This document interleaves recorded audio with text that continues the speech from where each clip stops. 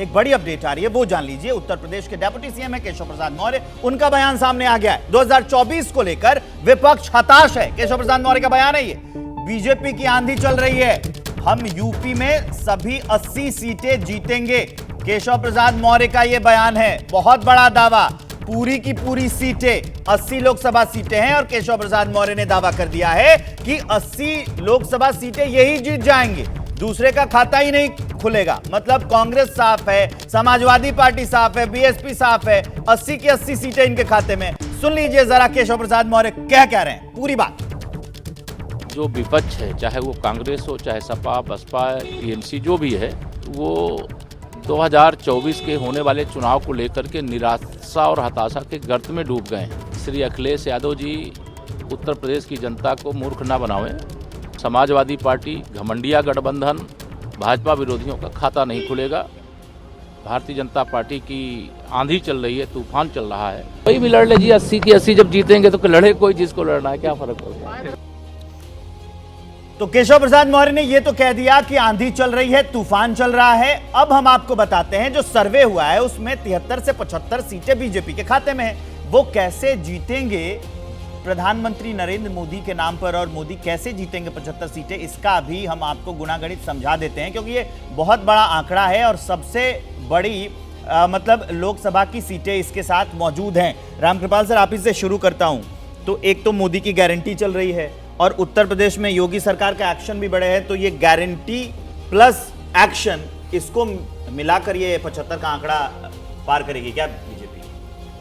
देखिए, मैं हमेशा कोई सीट का फोरकास्ट तो मेरे पास नहीं है, लेकिन मैं इतना,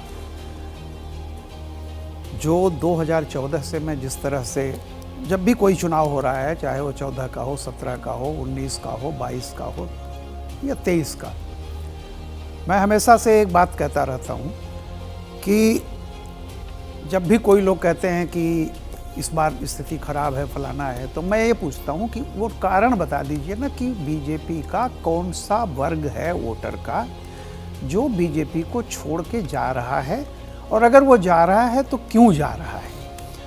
अब जैसे देखिए 2022 में जो सफलता मिली है बीजेपी को उत्तर प्रदेश के चुनावों में जी, तब भी ये लोग हो रहा था कि ओबीसी और फलाना ये हो जाएगा, वो हो जाएगा। मैंने कहा कि ओबीसी अचानक नहीं आया है, ओबीसी ये मुफ्त राशन के नाते भी नहीं आया है, ये तो कोविड के बाद का डेवलपमेंट है।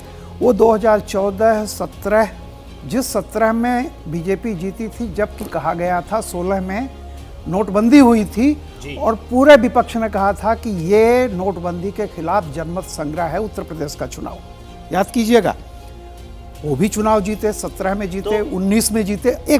मैं केवल एक लाइन और कह दूं, याद कीजिए कि 18 को जरा सा याद कीजिएगा, 18 में उत्तर प्रदेश के 3 बाई इलेक्शन लोकसभा के, फूलपुर, कैराना, गोरखपुर, तीनों बीजेपी हार गई थी। और 5 राज्यों के जो चुनाव हुए थे 2018 में, उसमें भी सब बीजेपी हार गई थी। उसके बावजूद 303 सीटें आई। तो मेरा ये कहना है कि उत्तर प्रदेश में जो स्थिति अभी की है, चूंकि ये सर्वे आपका आया है, ये नहीं पता है कि एसपी बीएसपी में क्या होगा, लेकिन आगे राजनीतिक समीकरण जब बदलेंगे तो हालात बदल सकते हैं। लेकिन आप ये भी कह रहे हैं कि बीजेपी के वोटर स्थिर उसके साथ बने हुए, बिल्कुल बने हैं, उसमें ऐड ऑन हो सकता है, उसमें माइनस नहीं है। आशीष कुमार सिंह के पास जरा लिए चलते हैं। तो ये जो रामकृपाल सर बात कह रहे हैं कि बीजेपी के वोटर जो लगातार बने हुए हैं, तो इसका क्या मतलब निकाला जाए कि ये जो 80 प्लस वाला बयान है वो कुछ ज्यादा नहीं हो जाएगा? अगर साथ बने हुए फिर भी नहीं, कुछ ज़्यादा नहीं हो जाएगा, तो अभी कहना मुझे लगता है थोड़ा जल्दीबाजी होगी विवेक। देखिए, ऐसा है कि कुछ ना कोई प्रेमाइस होना चाहिए इंस्पायर करने के लिए, जिसके आधार पर मैं और आप ये बात कर सकें कि भाई आगे चल करके संभव है कि इंडिया अलायंस ऑपोजिशन का परफॉर्मेंस बेहतर हो। मुझे ऐसा लगता है उसकी पृष्ठभूमि तब बन पाती विवेक, जब जो हाल में हिंदी हार्टलैंड बड़े जो चुनाव हुए हैं, उसमें कांग्रेस किसी तरह से अपनी कहीं तो पृष्ठभूमि बचाने के लिए कामयाब होती, तो मुझे लगता है कि थोड़ा सा रिफ्लेक्शन नजर आता आगे चल के उत्तर प्रदेश या दूसरे जो हिंदी हार्टलैंड के बड़े देश हैं, माफ़ कीजिएगा, जो राज्य हैं जहां पर बीजेपी का अच्छा खासा स्ट्रॉन्ग होल्ड है, वर्चस्व है। ऐसी सूरत में जबकि टोटली ब्रूज्ड है, बुरी तरह से ऑपोजिशन हारी है क्योंकि कांग्रेस अगुवा है इंडिया अलायंस की, ऐसे में ये उम्मीद करना कि लोकसभा चुनाव में कोई बड़ा मेजर टर्न अराउंड हो जाएगा, वोटर्स का मन बदल जाएगा, या यूं कहें कि अभी भारत जोड़ो यात्रा की राहुल गांधी सेकंड फेज शुरू करने वाले हैं, दोबारा से वो कॉन्फिडेंस इंस्पायर करने में कामयाब हो पाएंगे, इसमें मेरे अपने रेजर्वेशंस हैं। समय कैसे आगे बढ़ता है, राजनीति में क्या तब्दीलियां आती हैं, वो देखेंगे ज़रूर, अगर उसका कोई इम्पैक्ट पड़ता है तो। लेकिन बिल्कुल ठीक कह रहे थे रामकृपाल जी कि अभी तो प्राण प्रतिष्ठा बाकी है अयोध्या की, और उसके होने के बाद उसको पॉलिटिकली कैसे बीजेपी भुनाएगी वो भी। अच्छा, उसका इम्पैक्ट, ये बात ध्यान रखिएगा विवेक, सिर्फ यूपी में नहीं होगा, कटिंग अक्रॉस कई और राज्यों में होगा। लेकिन इसका ये भी मतलब है ना कि फिर हम ये कह दे क्या, अगर जिस तरह से बयान सामने आया कि बिल्कुल ही साख खत्म हो गई है दूसरी पार्टियों की, प्रोफेसर चंद्रचूड़ सिंह। देखिए विवेक, मुझे लगता है कि जो आप दिखा रहे हैं, जो ओपिनियन पोल दिखा रहे हैं, वो आंकड़ों का खेल है और उसमें अरिथमेटिक और नंबर्स बहुत स्पष्ट दिख रहे हैं। जहां तक मैं देख पाया आपके ही ओपिनियन पोल में बीएसपी का वोट परसेंटेज पिछले चुनाव की तुलना में घटकर, मेरे ख्याल से पिछले चुनाव में अगर 19.26% था तो अभी घटकर 5% आपके ओपिनियन पोल में दिख रहा है।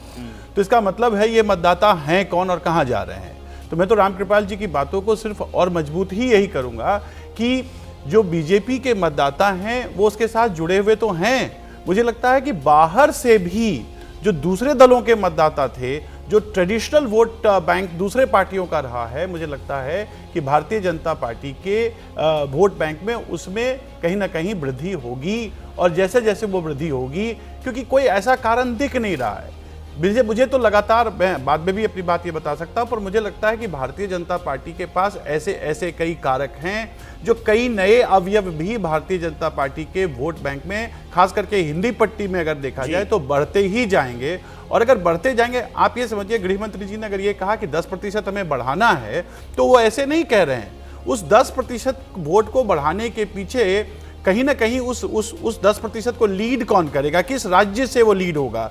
मुझे लगता है उत्तर प्रदेश वो एक राज्य होगा। मुझे लगता है कि जितना ओपिनियन पोल में आप भारतीय जनता पार्टी का वोट प्रतिशत दिखा रहे हैं, मुझे लगता है कि उससे ज़्यादा वोट प्रतिशत भारतीय जनता पार्टी को उत्तर प्रदेश में मिलेगा। और इसलिए मुझे तो यही लग रहा है कि भारतीय जनता पार्टी की नंबर की स्थिति जो है वो पिछले चुनाव की तुलना में उत्तर प्रदेश में बढ़ेगी। अब वो कितना बढ़ेगी ये संख्या आज बताना मुश्किल होगा। सर, आपको क्या लगता है ये बढ़ेगी? और इसके साथ साथ एक कमेंट आपका इस पर भी चाहूंगा, जो अभी केशव प्रसाद मौर्य कह रहे थे, उनका बयान आपको नहीं लगता कि अतिशयोक्ति होगी? देखिए, राजनीति में इस तरह की बयानबाजी करना मजबूरी भी होती है, क्योंकि यदि वो ऐसी बात नहीं करेंगे तो मतदाताओं को और उनके कार्यकर्ताओं को सकारात्मक मैसेज नहीं जाएगा। मैं एक छोटा सा उदाहरण दूं, बिहार में विधानसभा का चुनाव हो रहा था और लालू प्रसाद जी रेल मंत्री थे। हम लोग गए थे मिलने उनसे और पूछे कि बिहार का रिजल्ट क्या होगा। बोले बिहार में आरजेडी की सरकार बनने वाली है। रिजल्ट आया तो आरजेडी सबसे पीछे थी। फिर गए हम लोग, पूछे आप तो दावा कर रहे थे, तो बोले बुड़बक हैं क्या, यदि हम पहले से बोल देंगे कि हमारी सरकार नहीं बनेगी तो हमको वोट कौन देगा। तो ये केशव प्रसाद जी की तरफ से जो कहा गया वो निश्चित तौर पे एक राजनीतिक बयानबाजी होती है। जहाँ तक आप दूसरे आंकड़ों की बात कर रहे हैं, तो आखिर भारतीय जनता पार्टी का मनोबल क्यों बढ़ा हुआ है? इसलिए बढ़ा हुआ है क्योंकि 2014 में वो 73 का आंकड़े तक पहुँच चुकी है। अब उसका टारगेट क्या है? उसका टारगेट ये है कि हमको उन सीटों पे फोकस करना है जो वीवीआईपी सीटें हैं। उत्तर प्रदेश की वीवीआई सीटों पे यदि भाजपा ने फोकस कर दिया तो जो इंडी गठबंधन की हम बात कर रहे हैं उनके नेता अपनी सीटों पे घिर जाएंगे, तो बाकी सीटों को जीतना उनके लिए कठिन नहीं होगा। उसमें रायबरेली ले लीजिए, मैनपुर ले लीजिए, ये मैनपुरी, ये 2-3 सीटें ऐसी हैं जहां भारतीय जनता पार्टी पूरी मेहनत के साथ इस बार चुनाव लड़ेगी, क्योंकि अमेठी का किला वो कांग्रेस का ध्वस्त कर चुकी है और अगला टारगेट उसका रायबरेली है, और दूसरा उसका समाजवादी पार्टी का जो गढ़ है मैनपुरी, वहां भी जाएगी। ध्वस्त करना है, तब जाके वो आंकड़े को छू पाएंगे।